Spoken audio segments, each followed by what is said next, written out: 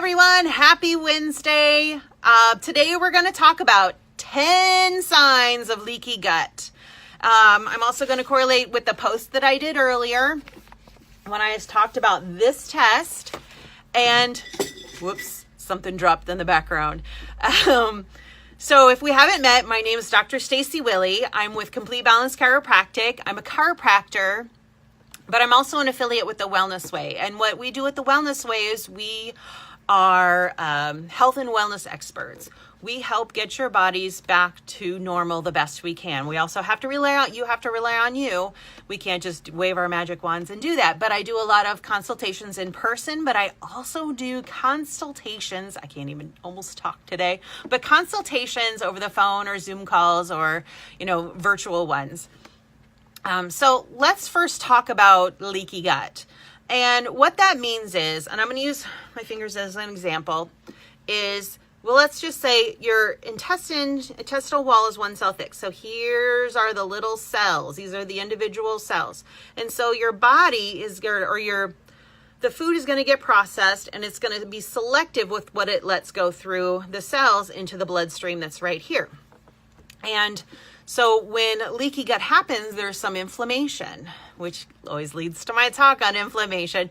But with inflammation, so if these get inflamed, they're going to be all puffy. And so even big particles can get through. And that will lead us into what I'm going to talk about, the signs of leaky gut. But what I first want to talk about this a little bit, because I did post something about it. And this is a patient of mine, and she really never had any major gut symptoms. I mean, she probably thought, oh, everybody has occasional, diarrhea or constipation. It was just based on what they eat. But her main problem that she came in with was depression. So one of the main reasons why I check the gut when someone has depression is because in the gut, most of the serotonin, which is your happy hormone, and they usually think it's all in your brain, but it's produced in your gut. You can just Google it, just find that out. And also your immune system is found in the gut. So if someone is sick a lot or having a lot of immune system problems, you really should have your gut checked. And I've also had some patients say, I've had some with C. diff or some other things where they say, doc, the doctor, checked my gut or checked my stool and, this is what they came up with. And I usually get 2 different things they test for. And so a test like this is a lot more comprehensive because it tests the gut flora, the families that are living in there. And here's an example of, who's in here and who isn't. But it gives a more comprehensive test. And would you want something that's totally isolated? Or if you're paying for a test, or even if you're not paying for a test and your insurance is paying for it, wouldn't you want a thorough test? Yes, of course you do. Or just think about it this way. Would you want a thorough test on your parents or your children or the other people you love? Because usually we try to put everybody else before ourselves. But anyway, that's a whole nother video that we're going to go through.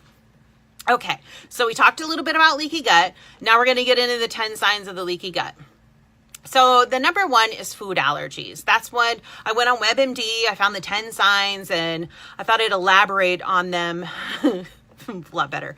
But okay, so one of my things with food allergies is I don't think it just is a sign of leaky gut. I also think it's a symptom of leaky gut. Just like I talked about, if you have corn or for me, if I eat corn or eat something that I'm allergic to, it's going to create this scratching effect and it's going to create havoc all the way down and all the way through.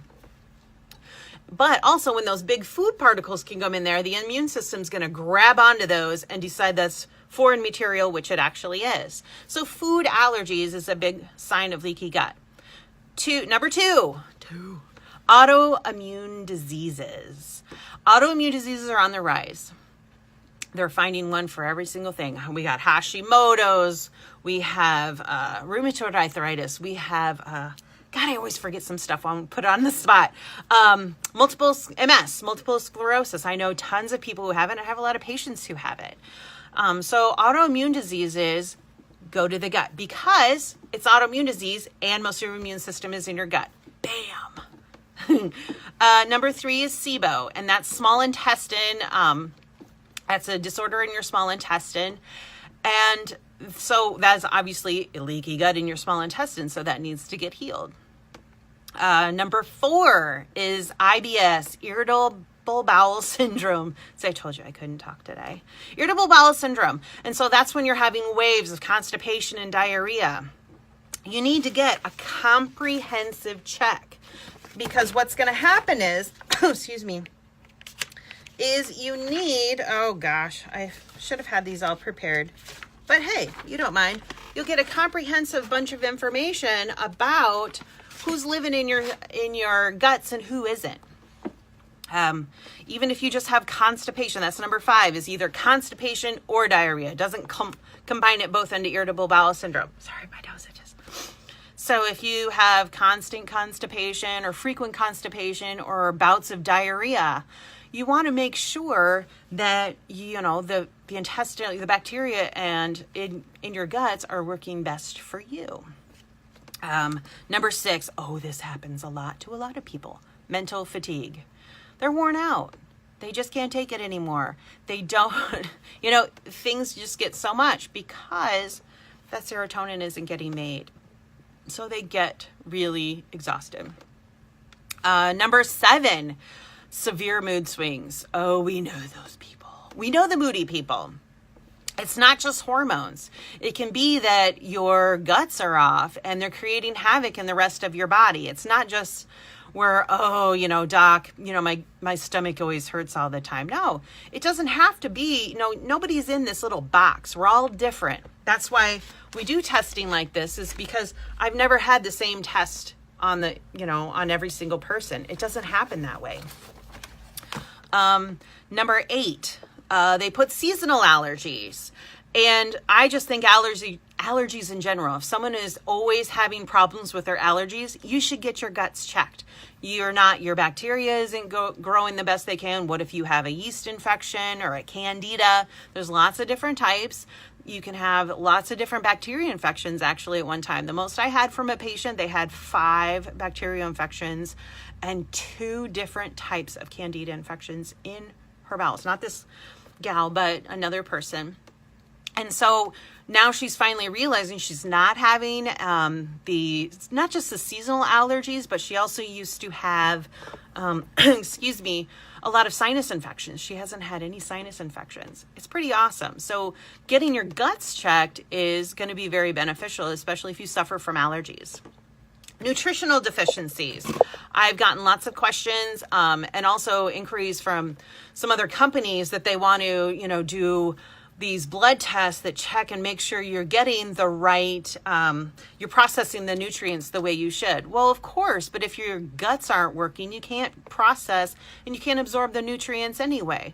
So one of those tests to me is really not that valid until you get your guts clean. Then you can know exactly what, per your genetics, you will absorb or not, because it's going to make it null and void.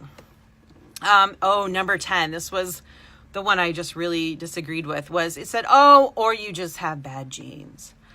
That is a bunch of bull hockeys. It's not true. You can't just blame your genetics, because later in the second paragraph under the bad genes, they said, well, if you run into, sugar or grains or GMOs or even synthetic additives, we shouldn't be having synthetic additives. That's not going to work. Our body isn't going to process those. So what's going to happen is our gut's going to get inflamed and let all that crap leak through in our blood system. Do you really want it in your blood system? Refined oils, they're junk too. They're not going to work well for you because your body can't process them.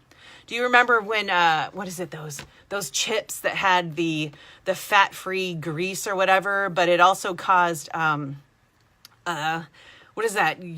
it just make you poop your pants. So why would anybody want olein? That was the name of the oil.